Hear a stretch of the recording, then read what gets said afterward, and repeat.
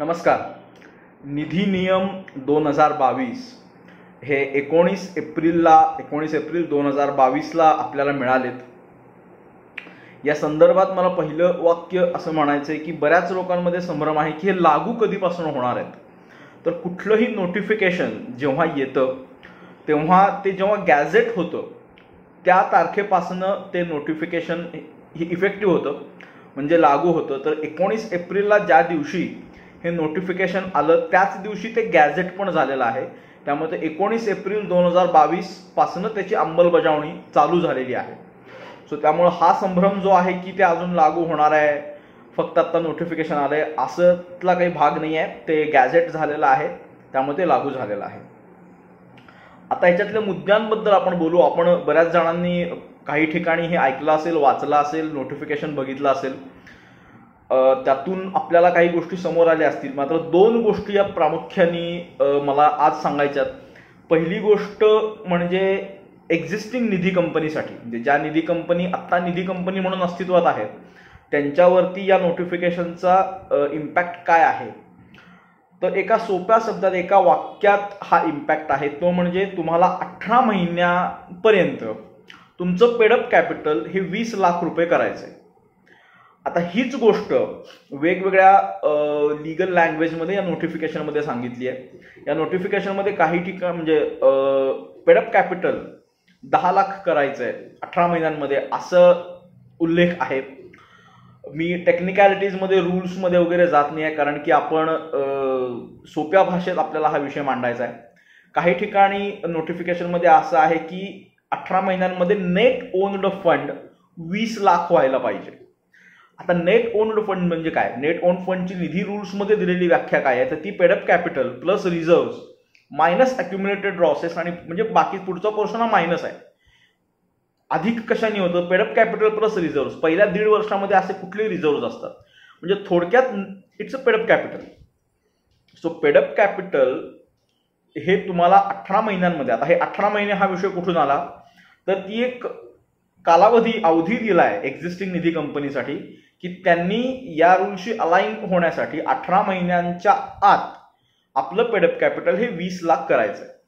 हा एक major impact म्हणता येईल की जो एक्झिस्टिंग निधीवरती होणार आहे. याच्या खेरीज काही अशी कुठली महत्वाची घोषणा याच्यात नाही आहे की ज्याच्यामुळे एक्झिस्टिंग निधी कंपनीच्या स्ट्रक्चरमध्ये काही बदल होणार आहे. बाकीचे जे सर्व नियम आहेत, NDH 1चा नियम असेल, NDH 3 असेल, ते सर्व तसेच आहेत.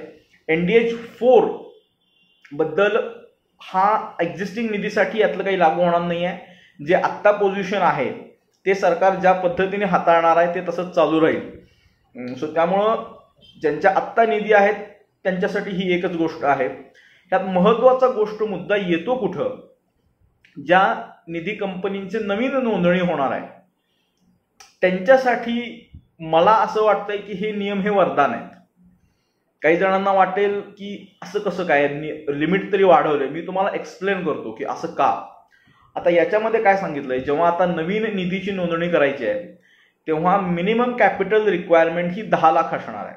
जी पूर्वी 5 लाख होती ती आता 10 लाख असेल.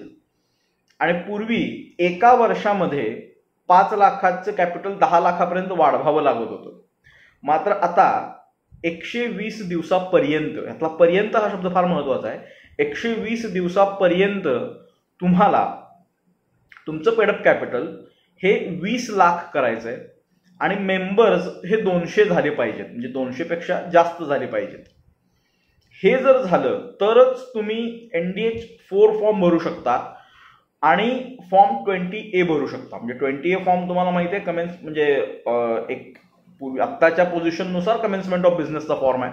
ह्याच्यात थोडासा फॉर्मॅट त्याचा बदलला आहे. ह्याचा अर्थ काय होतो? याचा अर्थ सामान्य भाषेत असा होतो की तुम्हाला पेडअप कॅपिटल हे केवळ आता 120 दिवसात बनवायचं आहे. म्हणजे निधी कंपनी बनवत असताना तुमच्याकडे 20 लाख रुपये हे असले पाहिजेत आणि 200 मेंबरांची एक यादी तुमच्याकडे सुरुवातीला असली पाहिजे. जर हे तुमच्याकडे असेल तर निधी कंपनी चालवणं किंवा सुरू करणं हे खूप सोपं झालंय आता. याचं कारण NDH 4ची जी एक हर्डल होता की NDH 4 अप्रूव्ह होईल का होणार नाही, अनिश्चितता होती, ती यात राहत नाही.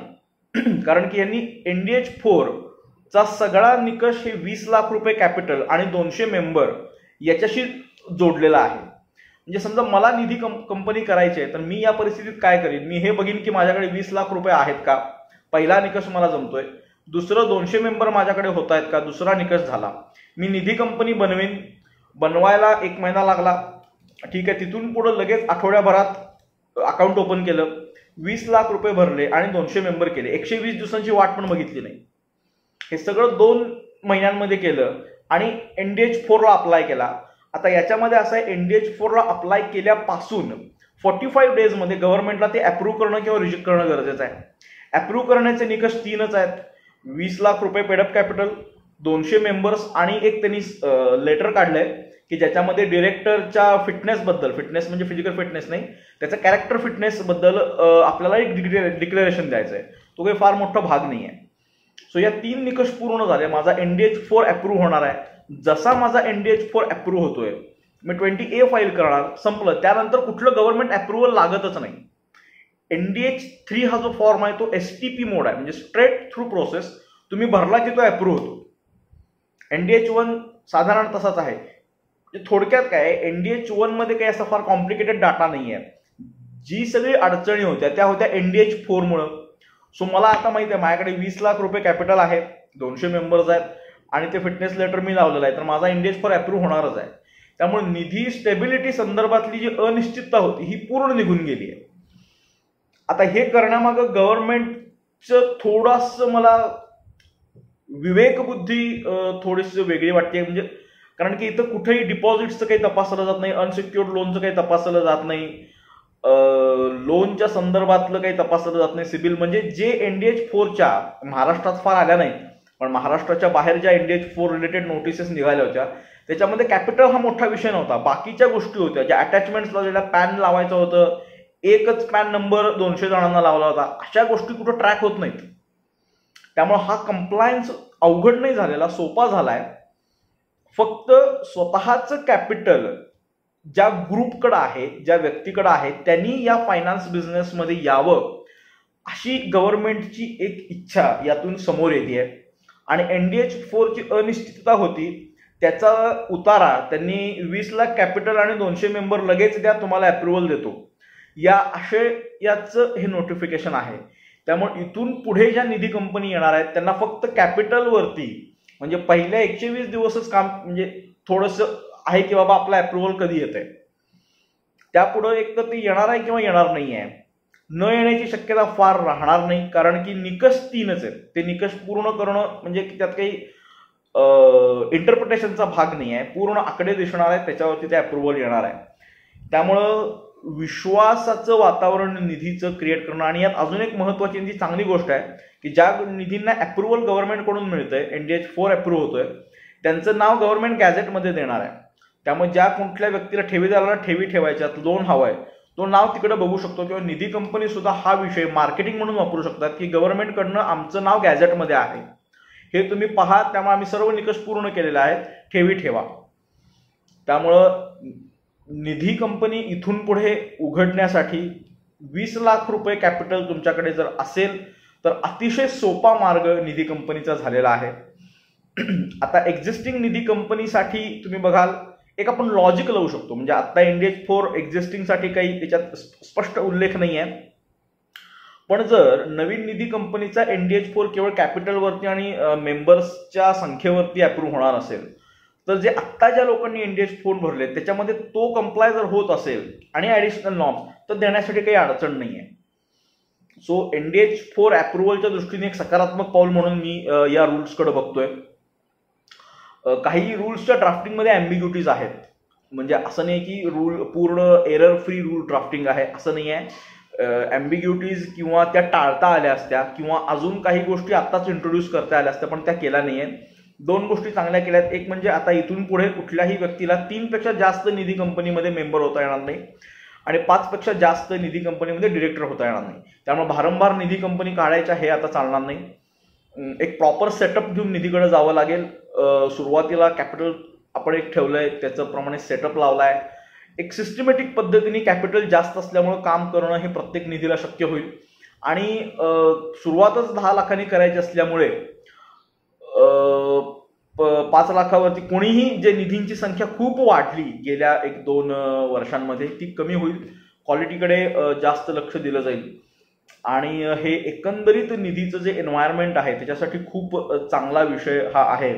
या संदर्भात तुम्हाला जर काही क्वेरीज असतील तर त्या कमेंटमध्ये टाका. मी त्या वाचून त्याच्यावरती एक पुढचा व्हिडिओ बनवीन की ज्याच्यामध्ये या रूल्स रिलेटेड ज्या क्वेरीज तुमच्या येतात तिकडे क्वेरीजना उत्तर नाही दिलं जाणार, पण मी 100% वाचून त्याच्यावरती एक व्हिडिओ अजून या रूल्सवरती मला बनवायचा आहे की हे रूल्स आणि एक्झिस्टिंग निधीचे रूल्स याच्यामध्ये अलाइन करत असताना आपल्याला काय करायला लागणार आहे. कारण की 100% यात एक 5-6 प्रश्न निर्माण होतात एक्झिस्टिंग निधीबद्दल.